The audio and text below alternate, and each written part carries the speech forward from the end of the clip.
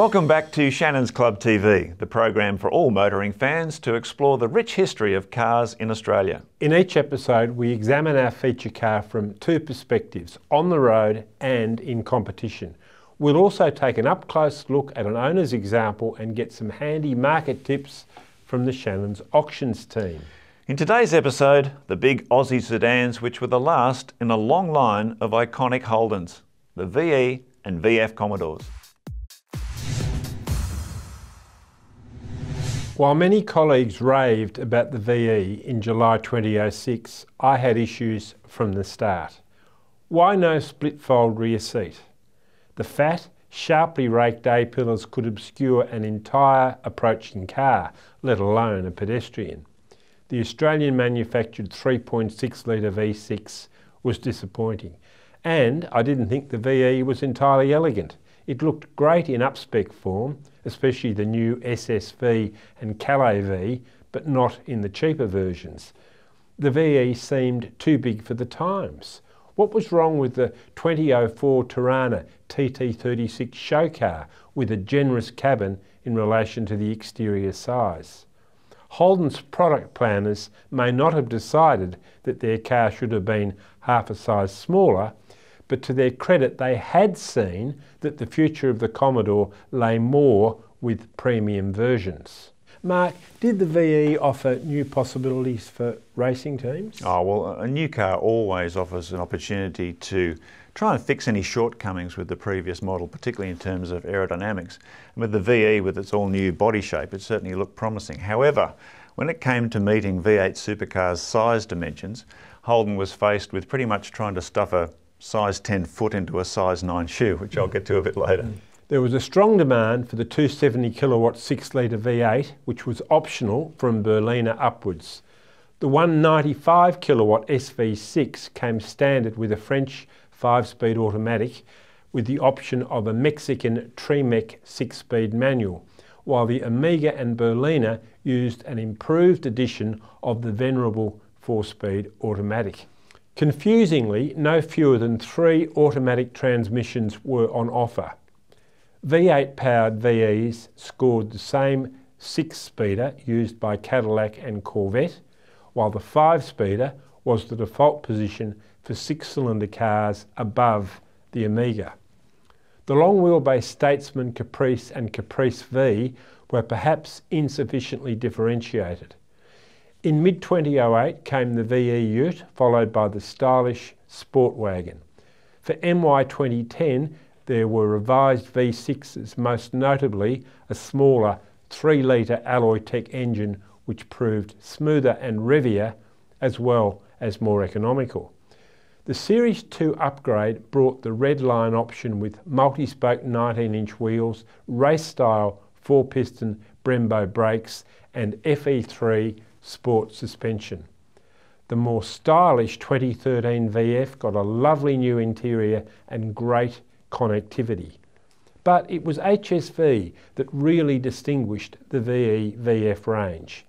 The 430 kilowatt 740 Newton metre supercharged Gen F GTS became the first HSV ever to win a Wheels magazine direct comparison test with a European rival, in this case the awesome Mercedes-Benz E63S. And the 7-litre W427 and definitive GTSR W1 were the most powerful Aussie muscle cars ever. Mark, I guess many HSV customers identified greatly with supercars. Well, they sure did. That was one of HSV's strengths, and I'm sure their customers would have been very happy with the way the VE and VF performed on the racetrack.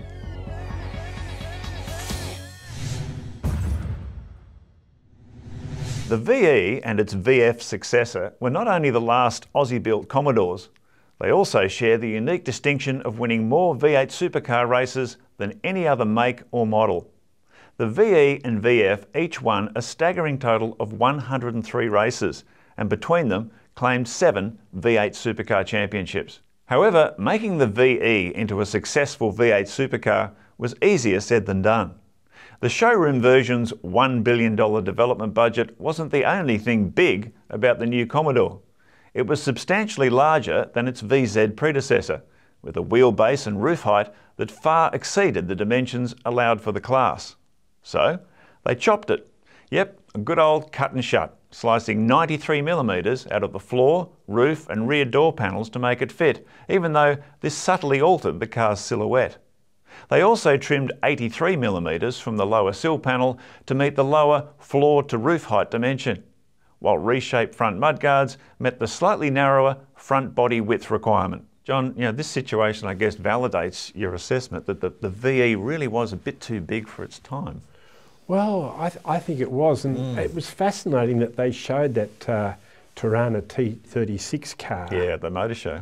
Yeah, and then they brought out the VE. I mean, if you looked at the two of them side by side, you would say, why didn't they do the pink car? Well, the TT36, you could only see it in reflection because the VE came out several years later. But when you look at it, it was just like a smaller version of the VE. Probably barely bigger than a 3 Series BMW, but with very good interior package was the key to that car. Yeah. So by having shown that, they made their own VE almost an anticlimax, really. And the fact that they had to make it smaller for the Supercars formula kind of is the proof of the pudding, isn't it? Yeah, just got too big for its boots. Yes.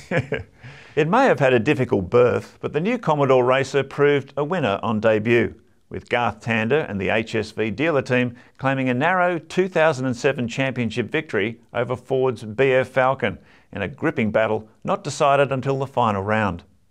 Ford's new FG Falcon claimed the next 2 championships before Jamie Whincup, Craig Lowndes and the formidable 888 Race Engineering finished first and second in the 2011 and 2012 championships to round out the VE's 6-year career, in which it also scored 4 Bathurst wins. Its VF replacement was built to new Car of the Future rules, designed to entice new manufacturers into the sport, improve safety and reduce running costs. The VF thrived under the new regs, winning 3 more Bathurst 1000s, while Whincup, Shane van Gisbergen and 888 won 3 more championships between them. And so ended the long racing life of the Aussie-built Commodore, which first hit the track in 1980 with the original VB and remained in touring car racing for an incredible 37 years. Remember to join the Shannons Club, where you can connect with other enthusiasts around the country.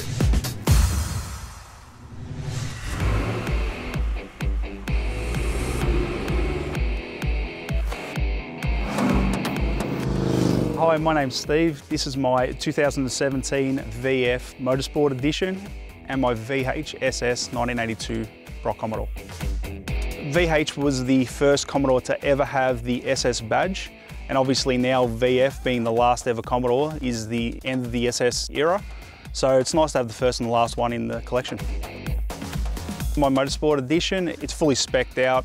I spec'd it up with the optional red inlays for the wheels and the rear spoiler, which makes this car a bit unique. I think the way that the car looks is pretty aggressive. I quite like that they went away from traditional. They've put some decals and things like that on at the set of the side with the black roof and the rear spoilers and the mirrors. The car's got torque vectoring, bigger brakes, different interior. Definitely the best car Holden have ever produced. So this car is very special. Obviously, Holden only made 1,200 of them. Very unique car, gets a lot of looks when it's out, and to drive is just unbelievable. Compared to any other Holden I've ever owned, this one just runs rings around the mall. So the VF's a lot more precise in the way that it goes about its business. It's more of a race car feel.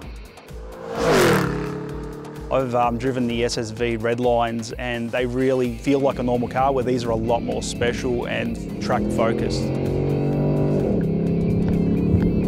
So I've had Holdens all my life. Grew up with Holdens, obviously watching Peter Brock, Craig Lowndes, Mark Scaife over the years. So yeah, it was sort of a no-brainer to become a Holden person. So I'm a Shannons member now for about 15 years. I've got my house and my cars insured with them. Can't speak highly enough about Shannons. They've got a great team of people. But these cars will sit in my collection now for the foreseeable future. I've got no interest in selling them or moving them on. So I'll just keep enjoying them, driving them, and sharing them with people.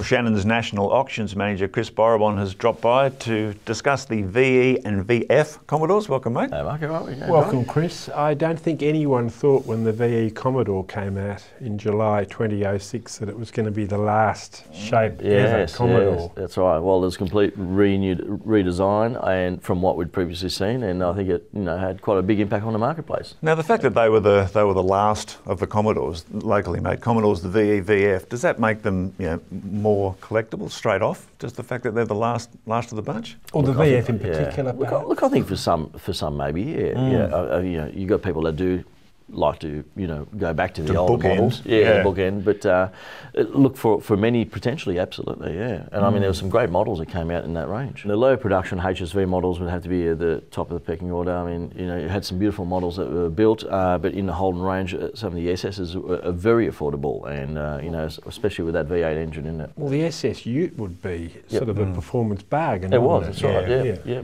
And that also saw the introduction of the Sport Wagon in the VE, which was a very good looking car. It was. Built on the sedans, wheelbase, very compact, tough looking thing. That's and you can get that in the same trim level as the sedans. So, SS, SSV, something like that. Calais V. A Sport Wagon would have to be pretty collectible, I would have thought. They look fantastic. I think in the SS and SSV trim, it's fantastic. And even in the HSV trim, as they've done it, probably one of the nicest looking sports wagon I think I've seen. It's interesting because in the VE and VF, HSV were pushing really hard to differentiate their products. And two of the standouts, remember the W427, 7-litre LS7 V8. And then in the VF, the last of the breed, the big GTSR W1, I mean, 474 kilowatts or whatever it was, a massive amount of power.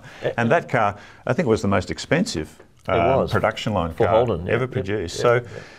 Is the W1, is that going to become the king of all cars as time goes by in terms of collectibility? What's interesting with both those models is that we saw probably both of those sold out. Yeah. And sold out early on in a piece. Yes. And then some people put them back on the market chasing a premium for them. They didn't get it, I don't think. The W1 buyers were all convinced that their cars were going to be worth a fortune. And I watched them going down in prices for a bit, but I imagine it's plateaued out, and look, I think there's great desirability in it. There's a few out there still with delivery kilometres, and I think a lot of people all collectors are retaining it like that. And what about the W427? I mean, the original build was supposed to be about 200, I believe, but it was launched right in the heart of the GFC, and I think less than 140 were built. So there's not a lot of those in existence, are there? No, there isn't, and again, we don't see too many out on the road, and I think a lot of them, the mileage are being kept low. So look, in due course, I think those cars, those two models would be very sought after. So what's the desirability level in terms of collectability? You start with the monsters, the W427, the W1. W427, yep. And then you work your way through the usual suspects in the HSV range, correct. And then Holden. Correct. I think so. Exactly right. I think that's the way you'd have to peg it. Yeah. And then obviously your SS and SSVs, and I think today they're very affordable cars. And V8s rather than 6s. Absolutely. Every time. For me, that's my I think that's my inkling. Is the V8 was a really great power plant in it. So And the last of the Aussie built Commodores. So something everyone wants. I know. Very good. Thanks, Chris. And remember, you can keep up to date with all the latest Shannons auctions news on the Shannons Club website.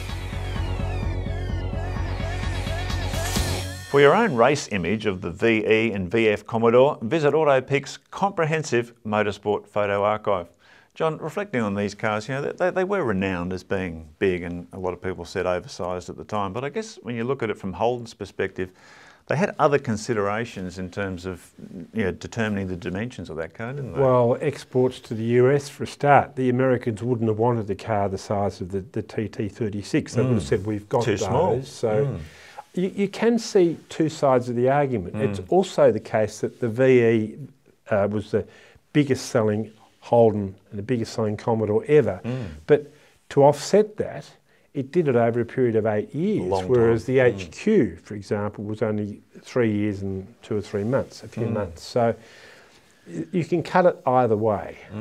But even so, even in the domestic market, it was just changing. Australian driving tastes were changing so dramatically. Well, they were, and instead of being the top-selling car, quite often it was not the Commodore, it was a Toyota Corolla, or, on the other hand, the Toyota Hilux. No, just a victim of the times, I think. I think that's right, yes. We hope you've enjoyed reflecting on the final VE and VF Commodores. Hope you can join us next time for Shannons Club TV. Bye for now.